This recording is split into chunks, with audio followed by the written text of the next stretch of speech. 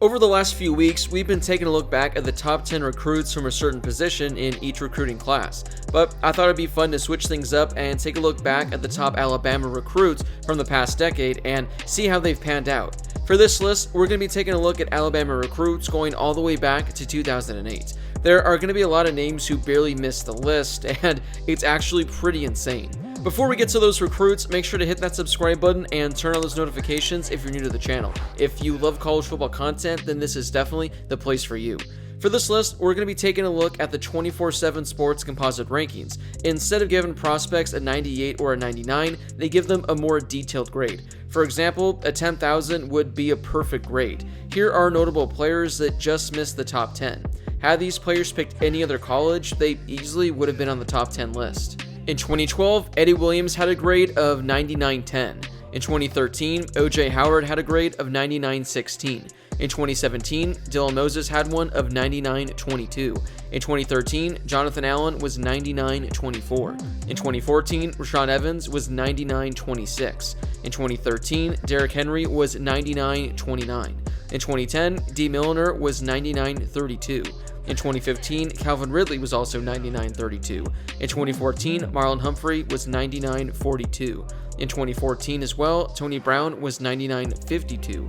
In 2016, Ben Davis was 99.55. In 2011, Clinton Dix was 99.55. And in 2013, just missing the list was Reuben Foster with 99.61. Also, for reference, Bryce Young was a 2020 commit with a rating of 99.94, which actually would have tied him for first place on this list. But with only 1 year under his belt and no real playing time, I opted to leave him off. But technically, he's tied for the highest Alabama recruit since 2008. Kicking off the list at number 10 is Landon Collins, who in 2012 had a rating of 99.71.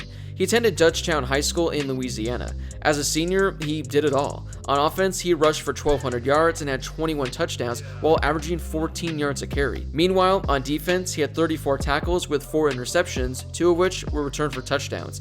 He became the first player in LSWA history to earn 5A All-State honors on both sides of the ball. He was the top-ranked safety of his class, and as you all probably remember, he was the one who committed to Alabama, where his mom was clearly pissed he didn't pick LSU. He was mainly used on special teams during his freshman season while at Alabama. He recorded 17 tackles and blocked a punt. He was tied for the team lead with 10 special teams tackles. He became a starter during his sophomore year, finishing the year with 70 tackles, 2 interceptions, and 2 fumble recoveries. His 70 tackles were the second most on the team, despite only starting 6 games.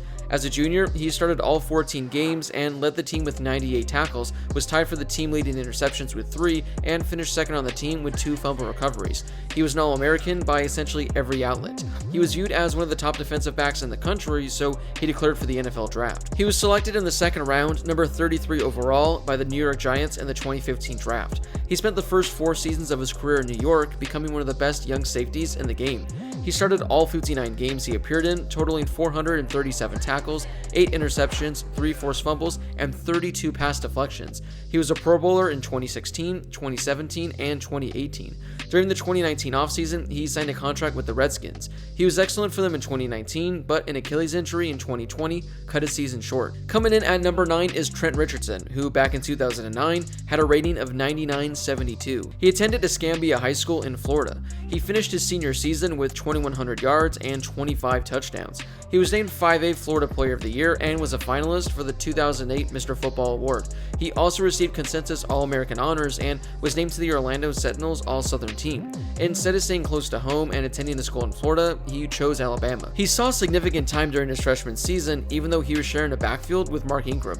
He finished the year with 750 yards and 8 touchdowns, while also catching 16 passes for over 100 yards. During his sophomore season, he still sat behind Mark Ingram on the depth chart, but he was still quite productive as he had 700 rushing yards with 6 rushing touchdowns, while also adding over 250 receiving yards and 4 receiving touchdowns. He also added 600 kick return yards and a touchdown on the year. Then, during his junior season, he took over as lead back. He ran for over 100 yards in 9 different games. He scored 2 or more touchdowns in 7 games. He won the Doak Walker Award, which is given to the best running back in the country, becoming the first player from Alabama to ever win. He also finished 3rd in Heisman Trophy voting. For the season, he finished with just under 1,700 rushing yards, breaking Mark Ingram's record for the most rushing yards in a season. He also had 21 rushing touchdowns, which were an SEC running back record. He also had over 300 yards of receiving and 3 receiving touchdowns, making his season total 24 touchdowns, tying the SEC record for most touchdowns in a season by a running back. Instead of returning for his senior season, he declared for the NFL draft. Richardson was selected by the Cleveland Browns with the 3rd overall pick in the 2012 NFL draft. He had a pretty solid rookie campaign as he rushed for just under 1,000 yards with 11 rushing touchdowns while catching 51 passes for nearly 400 yards. After 2 games with Cleveland in 2013, he was traded to the Colts. He struggled on the season, finishing with under 600 rushing yards and only 3 rushing touchdowns. During the season, he actually lost the starting job. He started 12 games in 2014, but his production declined. He rushed for only 500 yards and had only 3 touchdowns. In March of 2015, he signed as a free agent with the Raiders after being waived by the Colts. He was released before the season began and missed the entire year. That offseason, he signed with the Ravens, but was released in August. In September of 2017, he signed with the Rough Riders of the CFL. He played in only 4 games during the 2017 season, rushing for 250 yards with 2 touchdowns. That would be his lone season in the CFL. Then in 2018, he signed with the Birmingham Iron of the Alliance of American Football League for the 2019 season.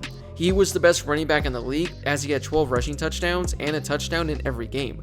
Unfortunately, the league shut down and that would be the end of his football career. Number 8 on this list goes to Patrick Surtain, who in 2018 had a rating of 99.73. He attended American Heritage School in Plantation, Florida. He was rated as the top cornerback of his class and one of the best overall recruits in the country. He totaled 37 tackles with 7 pass breakups during his freshman season. He also had a forced fumble and 1 quarterback hurry along with an interception. He was named a freshman All-American by The Athletic and earned SEC All-Freshman Team honors from league coaches. During his sophomore season, he earned honorable mention All-American honors by Pro Football Focus. He finished the season with 42 tackles, along with 3 forced fumbles, 8 pass breakups, 2 interceptions, a fumble recovery, and a quarterback pressure. His junior season was by far his best. He was a finalist for all the major defensive awards, including the Thorpe, Nagurski, Lott, and Bednarik Award. He was named the SEC Defensive Player of the Year by both the AP and the league coaches, and was also a first-team All-SEC defender by the AP and the coaches. Pro Football Focus rated him as the best cornerback in the country. He allowed 25 or fewer receiving yards in 10 of 13 games and was targeted just 48 times all season, allowing just 21 completions for 273 yards. He broke up a team-high 12 passes and had 38 tackles with 3.5 tackles for loss, 2 quarterback hurries, a fumble recovery, and a pick 6. He declared for the 2021 NFL Draft and is expected to be the first cornerback selected. Coming in at number 7 is Deshaun Hand, who in 2014 had a rating of 99.79. He attended Woodbridge High School in Virginia, where he was considered to be one of the top recruits in the nation. During his senior season, he recorded over 100 tackles with 16 sacks and 40 tackles for loss. He was named Rival.com's Junior of the Year. During his senior season, he had a documentary series named First and 17, which followed him both on and off the field. With offers to nearly every college he could have wanted, he chose Alabama, saying that their civil engineering program was one of the key reasons he chose the school. During his freshman season, he appeared in 9 games. He finished the year with 7 tackles and 2 sacks. During his sophomore campaign, he appeared in 8 games, finishing with 16 tackles and 6.5 tackles for loss, while adding 3 sacks. Ahead of his junior season, he was selected as the Lombardi Award preseason watch list, given annually to the top linemen in the nation. He finished the year with 21 tackles, 3.5 tackles for loss, and 2 sacks, while adding 5 quarterback hurries and 1 forced fumble. He opted to return for his senior season instead of declaring for the NFL Draft. Injuries cost him 3 games, but he still earned second-team All-SEC honors from the coaches. For the season, he finished with 27 tackles, with 3.5 tackles for loss and 3 sacks, while also recovering a fumble. He was drafted by the Detroit Lions in the 4th round of the 2018 NFL Draft. He started 8 games, totaling 27 tackles, with 4 tackles for loss, 3 sacks, 2 forced fumbles, and 2 quarterback hits. Multiple injuries cost him in his second season, as he only appeared in 3 games, finishing with 6 tackles. In 2020, he appeared in 10 games, but only started 1 of them. He finished the season with 19 tackles. Coming in at number 6 is another 2014 recruit, this one being Cam Robinson, who had a rating of 99.80. He attended West Monroe High School in Louisiana. He was a 2-time first-team 5A Louisiana All-State selection. During his senior season, he was named an All-American by USA Today. He was viewed as the number 1 offensive tackle prospect of his class. He chose Alabama instead of staying local at LSU. During his freshman season, he was named a freshman All-American by Sporting News and the Football Writers Association of America. He finished with 32 knockdown blocks on the season while surrendering just 3 sacks in over 800 snaps. He was the first true freshman to start at left offensive tackle for Alabama since 2006. During his sophomore season, he was named to the All-SEC first team by the conference coaches and the AP. Then, for his junior season, he was the Outland Trophy winner, given annually to the nation's top interior lineman on offense or defense. He also won the SEC Jacobs Blocking Trophy. He was drafted by the Jaguars with a 34th pick in the second round of the 2017 draft. Through his first 4 seasons, he's started all 47 games he's appeared in. Before we get to the top 5, if you could please take a second and give this video a thumbs up, I would greatly appreciate it. It helps share the video with more college football fans, and it only takes a second to do.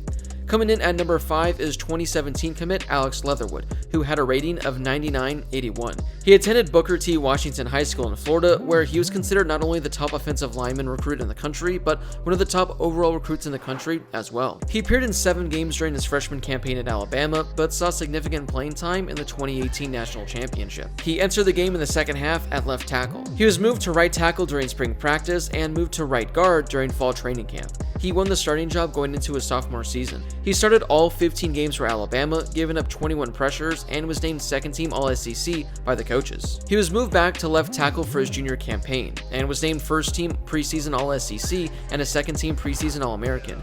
He was placed on the Outland Trophy watch list midway through the season. He started every game for Alabama and was named All-SEC by the league's coaches and second team by the media. Instead of declaring for the NFL draft, he opted to return for his senior year. As a senior, he started all 13 games for Alabama as they won the 2021 National Championship. He was named first team All-SEC and was the co-winner of the Jacobs Blocking Trophy, and was awarded the Outland Trophy as the nation's best interior lineman. Leatherwood will be entering the 2021 NFL Draft. Coming in at number 4 is another player who's going to be entering the upcoming NFL Draft, Naji Harris. In 2017, he had a rating of 99.84. He attended Antioch High School in California. As a sophomore, he rushed for 2,200 yards with 23 touchdowns. As a junior, he rushed for 2,700 yards with 36 touchdowns. Then, as a senior, he rushed for 2,800 yards with 34 touchdowns. He finished his career with 7,948 rushing yards, the 4th most in California high school history. He was regarded as one of the best running back recruits in the country and one of the best overall recruits in the country. He played in 14 games during his freshman season while at Alabama. He rushed for 370 yards and had 3 touchdowns. He finished 9th in the SEC among freshmen for rushing yards despite having very limited carries. His sophomore year, he upped his production as he ran for 800 yards with 4 touchdowns. He averaged a team-high 6.7 yards per carry, the 5th all-time in Alabama for a running back. He took over the starting job his junior season and had a fantastic year. He earned All-American honors and was selected to the All-SEC second team. He had 13 rushing touchdowns and 7 receiving touchdowns. His 7 receiving touchdowns were the most by an Alabama running back in program history. He rushed for 1,200 yards and had 27 receptions for 300 yards. Instead of declaring for the NFL draft, he opted to return for his senior season, and he had quite the finish to his career. He finished his senior campaign as the all-time leader in Alabama history for total touchdowns with 57. He's also the career leader with rushing touchdowns with 46. He totaled over 3,800 rushing yards, the most in program history. His 4,600 all-purpose yards are the second most all-time. He took home the Doak Walker Award, which goes to the best running back in the country. He led the nation in total touchdowns with 30, while leading the nation in rushing touchdowns with 26. He finished with just under 1,500 rushing yards, the second most in the country.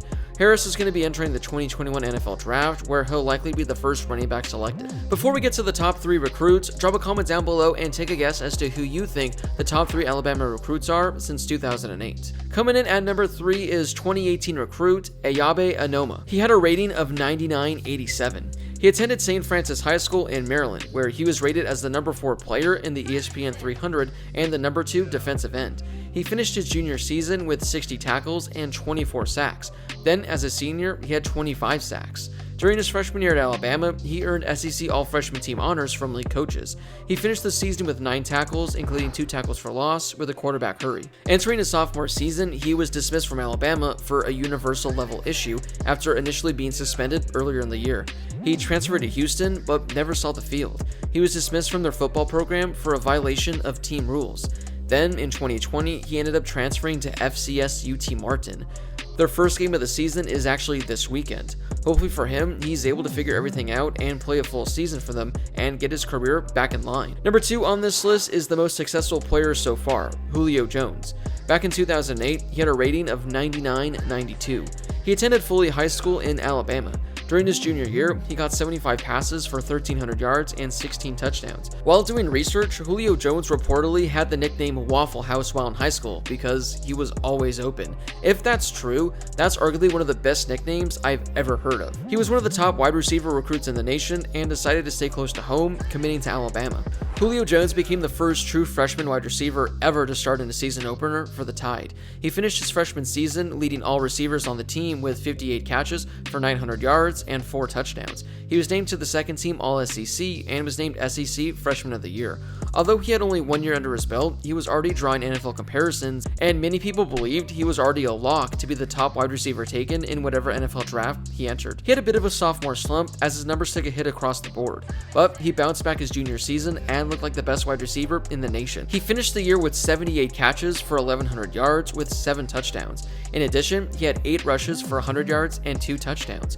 When he ended his Alabama career, he was second in receptions with 179 and second in receiving yards with 2,600. He was also fourth in touchdown catches with 15. As expected, he declared early for the NFL draft. He was selected number 6 overall in the 2011 draft by the Falcons. Since then, Julio Jones has been one of the best wide receivers in the NFL and is all but surely going to be a Hall of Famer. Since he entered the league, he's been a 2-time first-team All-Pro, 7-time Pro Bowler, and led the NFL in receiving yards twice. He was named to the 2010s All-Decades team. His average of 95.5 yards receiving per game is currently an NFL record.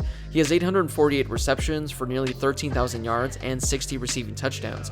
Currently, he is 29th all-time in catches, 20th all-time in receiving yards, but he's tied for 88th all-time in receiving touchdowns. Coming in at number 1 on this list is 2011 recruit Cyrus Kouandjio. He had a rating of 99.94. He initially attended High Point High School in Beltsville, Maryland, but he transferred to DeMatha Catholic High School in Hyattsville, Maryland his sophomore year to play with his older brother. Kouandjio was the top offensive line prospect in the nation by nearly every outlet and was rated as the 4th overall recruit in 2011. On National Signing Day, he announced that he'd attend Auburn University, but later that day, it was reported that he had second thoughts about his choice and was still undecided. 3 days later, he announced he'd be committing to Alabama. He played in 8 games as a freshman, but a knee injury ended his season. As a sophomore in 2012, he started all 14 games at the left tackle position. He ended the 2020 season ranked as the top offensive tackle from the 2011 recruiting class. He was named to the first team All-SEC after his junior season after having an incredible season for the Tide. And instead of returning for his senior campaign, he declared for the 2014 NFL Draft. He was drafted by the Buffalo Bills in the second round of the 2014 NFL Draft. He appeared in 12 games his rookie year, starting in 5 of them. In January of 2017, he suffered a hip injury after falling at his home. A few months later, he was released by the Bills. He signed with the Lions a month later, but was released prior to the start of the season. In November of 2017, he signed with the Broncos, playing in 3 games and even getting a start for them. He remained with the team through September, but was released right before the start of the 2018 season. Kouandjio was drafted in the second round in the Phase 2 2020 XFL Draft by the New York Guardians. After the league canceled, he signed with the Rough Riders of the CFL, where he was with them in 2020. Well, that wraps up this top 10 list. Which player on this top 10 were you surprised to see this high, or who was a player that didn't pan out the way you thought they would? Drop a comment down below and let me know. If you enjoyed this video, don't forget to give it a thumbs up, as it really helps share the video with more college football fans, which allows me to make more videos like this. If you enjoyed this video, make sure to hit that subscribe button and turn on those notifications so you don't miss another one. If you love college football content, then this is definitely the place for you. As always, thank you guys so much for watching, and I'll see you all in my next video.